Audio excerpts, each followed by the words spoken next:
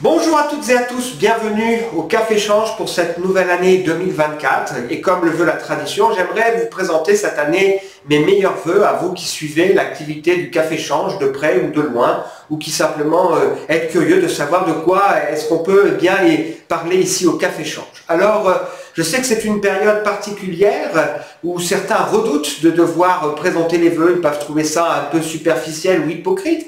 Mais je trouve que pour moi, en tant que croyant, c'est l'occasion de rappeler que finalement des vœux qui ont du sens sont associés à trois ingrédients, trois piliers, trois moteurs qui font d'ailleurs partie de la vie chrétienne. La Bible nous dit que nous sommes appelés à bénir, même dans un contexte qui serait difficile, pour ça qu'elle nous met d'ailleurs en garde sur l'usage de notre langue, et nous dit que nous sommes appelés à bénir parce que nous-mêmes nous avons été bénis, et nous voulons être une bénédiction pour ceux qui sont autour de nous. Alors, quels sont ces trois ingrédients qui sont nécessaires pour que des vœux aient du sens? Eh bien, il me semble que le premier ingrédient, c'est la sincérité et la bienveillance, que je pourrais appeler aussi l'amour.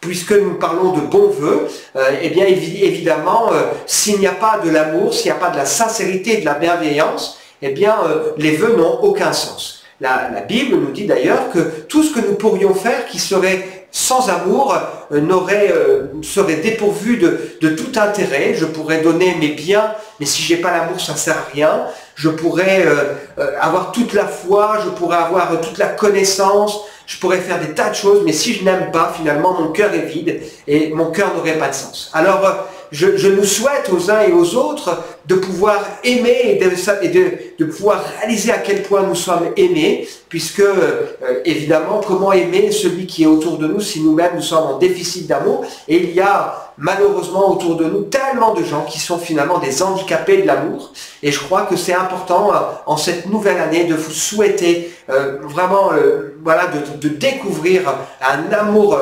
infiniment supérieur à tout amour humain, l'amour de Dieu pour vous. La deuxième ingrédient, me semble-t-il, pour que des vœux aient du sens, c'est l'espérance. Nous, quand on parle d'espérance, ça veut dire qu'on a conscience qu'on est dans un contexte qui n'est pas forcément simple, qu'il y a des défis, que finalement l'avenir est incertain, mais on veut, pour la personne qui est en face de nous, espérer de bonnes choses.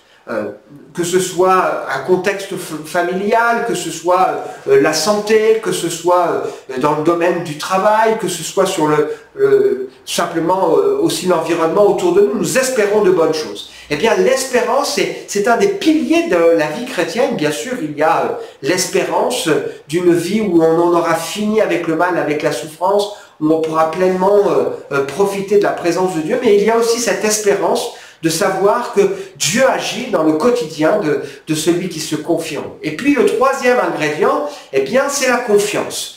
Certains diront, eh bien, je te souhaite de l'amour, je te souhaite de bonnes choses pour cette année, et j'ai confiance dans le fait que tu vas prendre des bonnes décisions, tu vas prendre des bons choix. Peut-être certains diront, j'ai confiance dans la vie, ou une certaine justice, ou le bien qui attire le bien. Je crois que toutes ces choses sont possibles, mais au-delà de cela, je crois que il y a pour le croyant la confiance, c'est le fait de pouvoir eh bien, remettre encore cette année, puis ceux qu'on aime, ceux que l'on rencontre au bénéfice de la grâce de Dieu. La foi prend tout son sens. Je crois que les vœux qui ont du sens, ce sont aussi des vœux qui sont associés à la prière. D'ailleurs, Paul pouvait souhaiter cela pour ceux de sa génération. Il disait, ma prière et mon vœu pour eux, c'est qu'ils soient sauvés. Eh bien, j'ai envie de dire, ma prière et mon vœu pour chacun de nous, encore aujourd'hui et pour cette année et pour les années à venir, Dieu voulant, eh bien, c'est que nous puissions nous réaliser, nous sentir aimés, réaliser l'amour, que nous puissions avoir une espérance qui nous aide à faire face aux aléas du quotidien, et puis que nous puissions nous confier en celui qui a tout entre ses mains. Voilà, à très bientôt et une très bonne année pour vous.